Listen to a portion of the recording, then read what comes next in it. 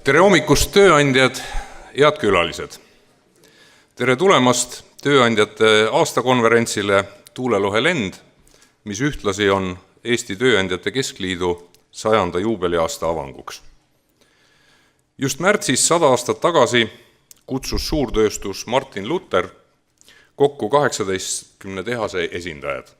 Sündis vabrikantide ühisus, keda me loeme Eesti Tööandjate Keskliidu eelkäijaks. Vabrikantide ühisus oli mõjukas ja kasvas kiiresti. Algusest peale vaadati töösturite otsestest majandushuvidest kaugemale ja tunti muret üleüldise ettevõtluskeskkonna pärast. Seda põhimõtet eeskätt pidada silmas suurt pilti ja terve Eesti arengut järgime Eesti Tööandjate Keskliidus ka täna. Tööandjate aastakonverents Tuulelohe lend on üks selle missiooni väljundeid. Just siit on laiemasse avalikkusesse jõudnud diskussioonid teemadel, mis nõuavad pikaajalisi strateegiaid ja suuri otsuseid. Näeme, et meil on oma panus reaalsetesse arengutesse. Aastal 2015 küsisime Tuulelohel, kes julgeb Eestit reformida. Ja tõstsime teravalt üles vajaduse riigireformi järele. Täna on riigireform käivitunud, ehkki mitte päris sellise ambitsiooniga, nagu tööandjad sooviksid. Haldusreform saab enne sügist piiride nihutamise mõttes tehtud, aga veel on lahtine, milliseid teenuseid hakkavad uued omavalitsused pakkuma ja kuidas toimub selle rahastamismudel. Ettevõtjatele nii oluline bürokraatia vähendamise protsess on samuti aktiivselt töös. Lihtsustatakse erinevaid aruandeid, leevendatakse majandustegevust reguleerivaid erinõudeid ja muud. Rakendunud on ka soovitud põhimõte, et avalik sektor peab vähenema samas tempos tööealise elanikkonna vähenemisega. Tööandjad sooviksid riigireformis näha rohkem ambitsiooni, sealhulgas ka riigi ja riigiasutuste juhtimise ja poliitika kujundamise pikaajalise mõju teemadel. Omalt poolt osaleme protsessis aktiivselt riigireformi radariga. 2014 algatasime Tuulelohel diskussiooni töökäte vähenemise paratamatu protsessi üle ja küsisime, kas saame hakkama vähemate töötajatega.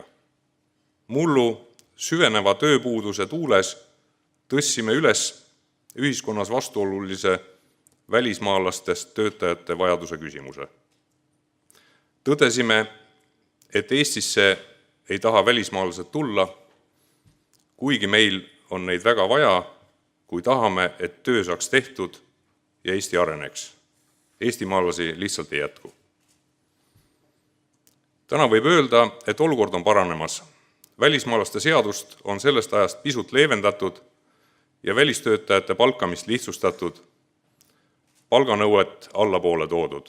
IKT-sektori töötajad ja hooajatöölised sisserande piirarvu alt välja arvatud. Veel tuleks sisserände kvoot kui 1990-ndatest pärit rudiment kaotada, palganõuet jätkuvalt alandada ja tegelda sellega, et siia juba tulnud välismaalased, sealhulgas välistudengid, Eestisse ka pikemalt tööle jääda tahaksid.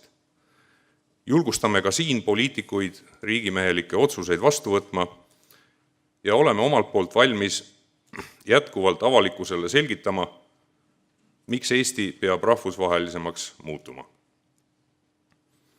Millega ma jõuangi tänase konverentsi peateema juurde. Töö. Tänavu, tähistades väärikat 100. juubelit, oleme aastakonverentsi pealkirjaks pannud töö lõpp. Muide 4. aastat järjest on pealkirjaks küsimus, näen siin teatava traditsiooni teket. Miks me räägime tööst? Eestil on läinud hästi tänu töökusele ja tööle, kuid üha enam levib mõtteviis, et tööd peaks tegema oluliselt vähem, aga samas elama jõukamalt ja paremini.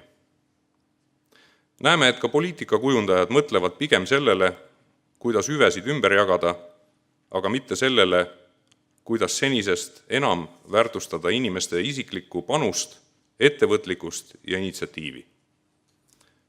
See ei ole Eestile hea arengutee. Sest kui me paneme valemisse palgakasvust oluliselt kidurama majanduskasvu, vähenevad investeeringud ja kiiresti kahaneva tööealise elanikkonna, ei ole meil ka olemasoleva elustandardi hoidmiseks muud võimalust, kui tööd edasi murda. Kui tahame heaolu parandada, ja seda me ju ometi tahame, tuleb murda tööd senisest oluliselt targemalt. Jah, siin on põhivastutus ettevõtjatel, tööandjatel, aga poliitikutelt paluks, et nad seda ei takistaks. Hoiame ettevõtluskeskkonda stabiilse ja konkurentsivõimelisena ning väldime lühinägelikke maksuotsuseid ja täiendavat bürokraatiat. Üks olulisemaid küsimusi on, mida arvavad tööst noored.